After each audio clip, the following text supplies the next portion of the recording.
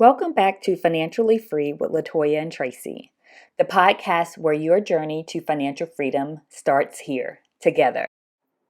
While visiting my grandmother on November 2nd, I asked if she would do an interview for the podcast. And like everything else in my life, she was very supportive and said yes. And we did it the same day. My first question for my grandmother was what was her advice for someone who's thinking about renting versus buying, and listen to her response. My grandmother is 86 years young, and she is my inspiration.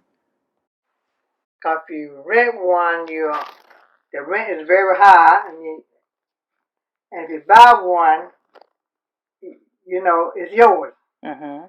So you won't have to pay all this rent to somebody else when you could be doing your own. And I got a good deal on it. So then I bought an old house. What I did, I started all on the old house, and I bought the old house. Then I lived in there. It was cold and everything, but I scrambled. Yeah, I got this house and a lot and another house. But I let my children have the other house. Sold one of them to my son and gave my daughter the other one for daycare. That's wealth, and It generational wealth, because it's impacted generations. That's right, because now you can't even buy one lot for what I paid for three. You can't buy one lot now for what I paid for.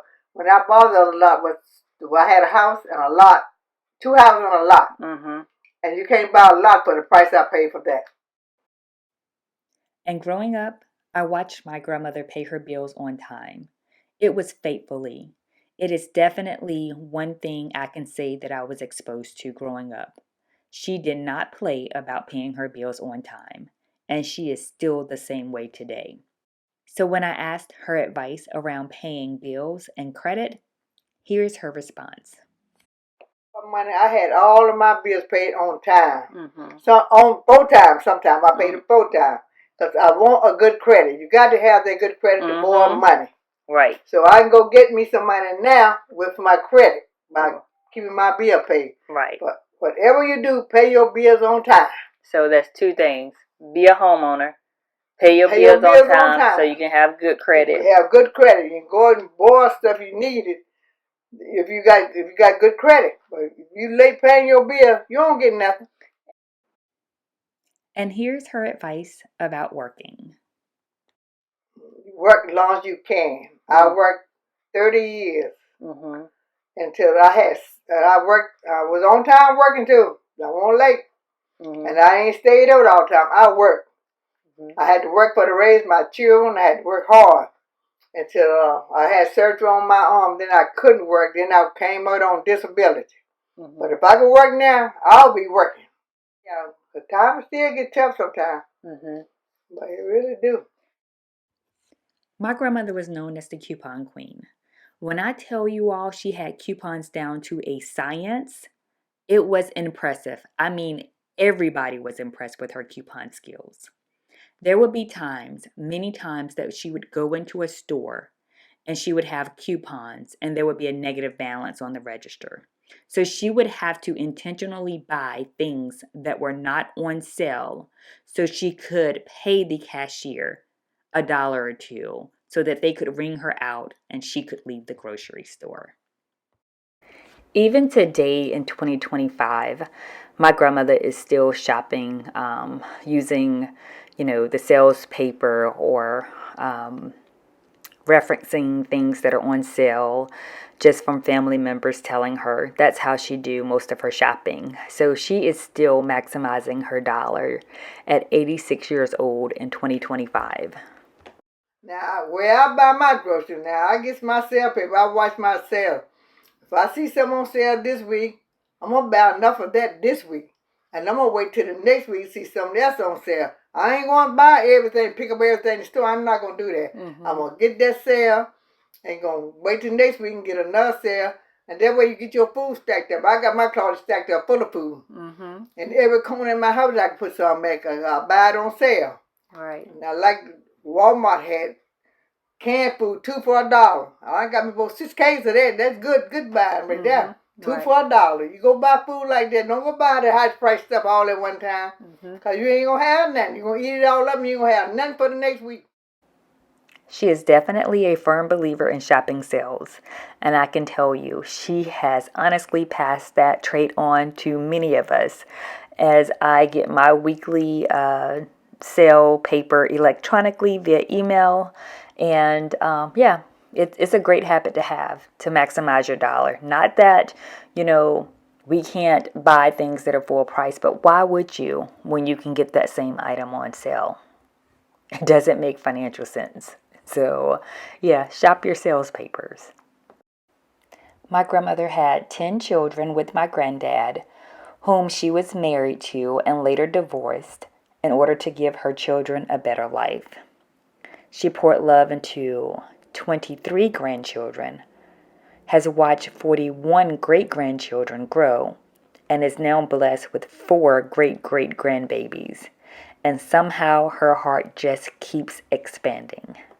On a fixed income with no fancy resources, my grandmother still does what she's always done: feeds the community. If you show up on her porch, you're leaving with a plate, no questions asked. She's proof that generosity isn't about what you have, it's about what you're willing to share. Her life is a reminder that true wealth lives in compassion, connection, and community. Here's to the woman who built a legacy with her hands, her heart, and a kitchen that never closes. So when I asked her about feeding the community, this was her response. Yeah, if people be hungry, if I'm cooking on Sunday, I give them a plate. I give them something to eat, and I don't see nobody hungry now. Because these guys around here, don't have nothing to eat or something like that. I give them something, give them a sandwich or something. Right. I'm going to feed them. Okay. Yeah, I don't mind feeding people. I got it. I ain't going to get it all and hold it for myself. I'm going to feed somebody. And then people are so good to me because somebody always giving me stuff. So therefore, I can share with somebody else. Right. And tell everybody your name. Who am I talking to? Amelia Cheek. I am Latoya, grandma, really her mom. Yes, you heard her properly.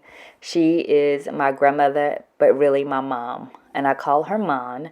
And Mon and my mom raised me. My mother had me at a very young age, but the two of them, oh my goodness, I did not lack for anything. My grandmother and my mother, yeah, they poured into me and made me the woman that I am today. So this particular episode is bittersweet because we lost my mom to COVID in 2020. So she is our angel watching down on us, and my grandmother is still here, still keeping the family going, and yeah, being our guiding light. So she's shown so much strength, faith, and generosity over the years.